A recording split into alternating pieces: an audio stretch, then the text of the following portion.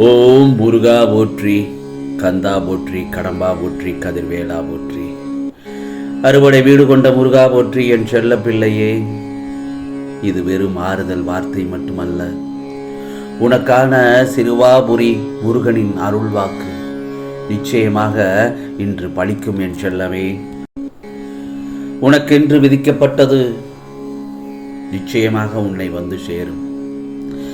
அதை யாராலும் தடுக்க முடியாது. அதை முதலில் புரிந்து கொள். ஆம் செல்லமே, உன் உழைப்பு என்றுமே வீணாகாது. வாழ்க்கையில் லட்சியத்தை அடைய வேண்டும் என்ற எண்ணமும் பொறுப்பும் கண்டிப்பாக இருக்க வேண்டும் ஒவ்வொருவருக்கும். அதே சமயம் எதையுமே ஏற்றுக்கொள்ளும் பக்குவமும் அதற்கு மேல் அவசியமாக வேண்டும்.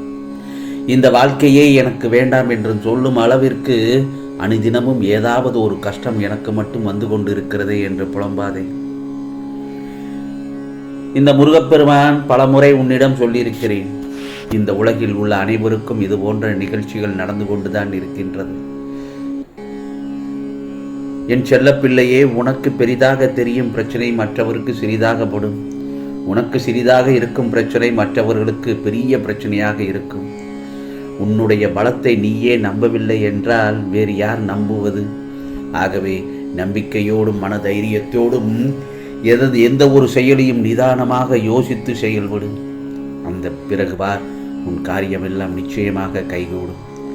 நிகழ்காலம் உனக்கு கடினமாக இருந்தாலும் இது நிரந்தரம் என்று மட்டும் நினைத்து விடாதே. எல்லா நிலைகளும் மாறும், காலங்களும் மாறும். இதை உன் முருகப்பெருமான் நிச்சயமாக நான் மாற்றுவேன்.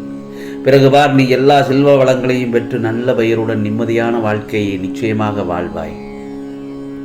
என் செல்ல பிள்ளையே, நீ வாழ பிறந்திருக்கிறாய். வாழ்க்கையை அனுபவித்து வாழ வேண்டும். அதற்கு தடையாக உள்ள கஷ்டங்களையும் பிரச்சனைகளையும் வேறு விதமான சூழல்களை நீக்கி எல்லாவற்றிலும் சம்பூர்ணமாக வாழ வேண்டும் என்பதே இந்த முருகப்பெருமானின் விருப்பமாகும். எதற்கெடுத்தாலும் ஒரு சலிப்பு, என்ன வாழ்க்கை இது, என்ன உலகம் இது என்று ஒவ்வொன்றாக தோன்றுகின்றதா உனக்கு? அப்படி என்றால் பிழை உன்னிடம்தான் இருக்கிறது. உன் இலக்கை சரியாக தேர்ந்தெடுத்து அதை நோக்கி பயணம் செய்.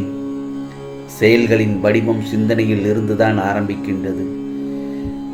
காலம் தாழ்த்தாதே என் செல்லமே. வாழ்க்கையை வீணடிக்காமல் பயனுள்ளதாக மாற்றிக்கொண்டால் உன் எதிர்காலம் செழிப்புடன் இருக்கும்.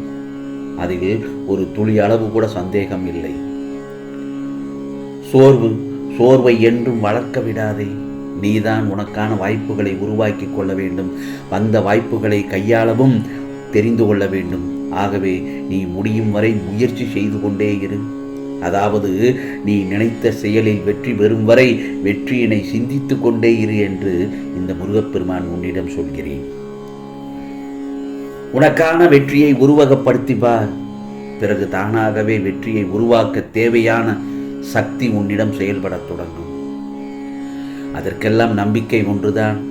ஆம் செல்லமே, நம்பிக்கை ஒன்றுதான் அதற்கான நிகழ்வுகளை உருவாக்குகிறது. நீ என்ன நினைக்கிறாயோ அதுவாகத்தான் நீ இருப்பாய். நீ இப்போது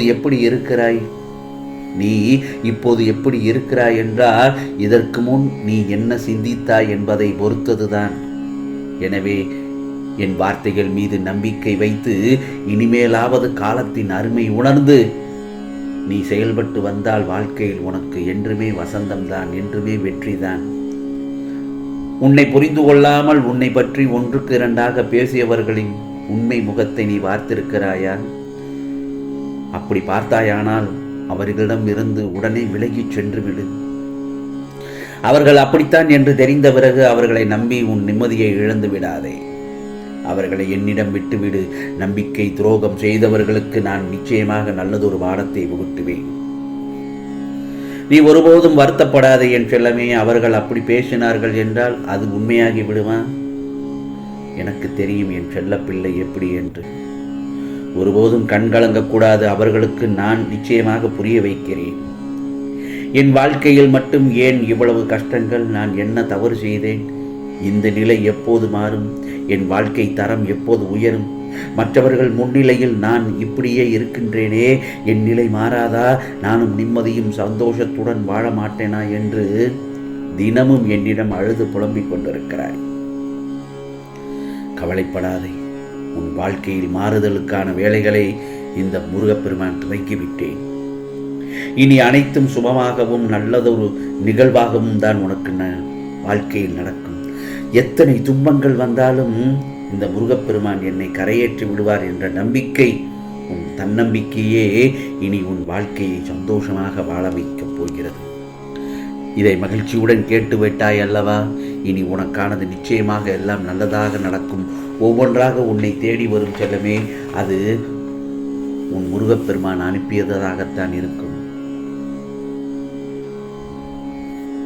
வாழ்க்கையில் கஷ்டங்கள் வந்து போகும், ஆனால் என்னுடைய வாழ்க்கையே கஷ்டமான வாழ்க்கையாகத்தான் இருக்கிறது என்று நீ என்னிடம் புலம்பிக் கொண்டிருக்கிறாய். உனக்கான நேரம் இதோ வந்துவிட்டது.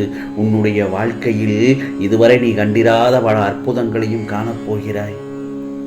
உன் கண்களில் ஆனந்த கண்ணீர் வரும் அளவிற்கு நான் நிச்சயமாக மாற்றி காட்டுவேன் பார். என் செல்லப்பிள்ளையே, உனக்கான ஆனந்தங்கள் நிறைவாய் நிறைந்திருக்கிறது. உன் வாழ்வில் புதிதான ஆரம்பத்தை தான் தருவேன். ஆனால் உன் மனம் தள்ளாடி கொண்டிருக்கிறது. கடிவாளம் இல்லாமல் ஓடிக்கொண்டிருக்கிறாய்.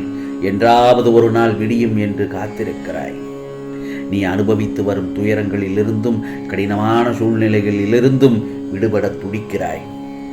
நிச்சயமான உனக்கான மாற்றங்கள் நடக்கத்தான் போகிறது. இனி வரும் காலங்களில் உன்னை உன் குடும்பத்தார்கள் எல்லோரும் பாராட்டி பெருமைப்படுத்துவார்கள். உன்னுடைய நண்பர்கள், உன்னுடைய உறவினர்கள் எல்லோரும் உன்னை பெருமைப்படுத்தும்படி உன்னை உயர்த்தி காட்டுவேன். பிறகு நீ விரும்பிய வாழ்க்கையை தான் வாழப்போகிறாய்.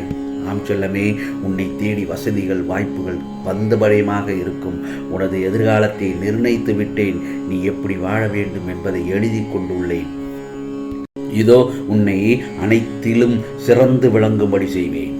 உன்னோடு நான் இருப்பதை நீ உணர்ந்து கொள்ளும் நேரம். சர்வசாதாரணமாக என்னை நினைத்து விடாதே.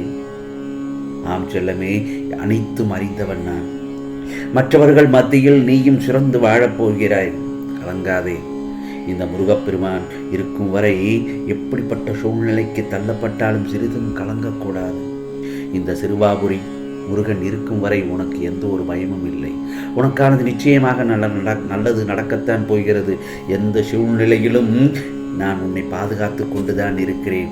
உன் நிழலாக உன் குடும்பத்தில் ஒரு பாதுகாப்பு வளையத்தை போட்டு அதில் உன்னை மையமாக வைத்துள்ளேன். உன்னை யாரும் நெருங்க விடாத அளவுக்கு என்னுடைய அனுமதியின்றி உன்னை யாரும் தொடவும் முடியாது. என்னுடைய அனுமதி பெற்ற பின் தான் நீயே பலருக்கு பல செய்திகளை சொல்வாய். பிறகு நான் சொல்வதைத்தான் நீ கேட்டுக்கொண்டு நடந்து கொண்டிருக்கிறாய். எனக்கு மகிழ்ச்சியாக இருக்கிறது. நிச்சயமாக நான் சொல்வதையெல்லாம் கேட்டு நடந்ததால் உனக்கானது நல்லதாகத்தான் நடக்கும். ஆம் செல்லமே, இது சிறுவாபுரி முருகனின் அருள் வாக்கு. நிச்சயம் இன்றே பலிக்கும். ஓம் சரவண பவ, ஓம் சரவண பவ, ஓம் சரவண பவ.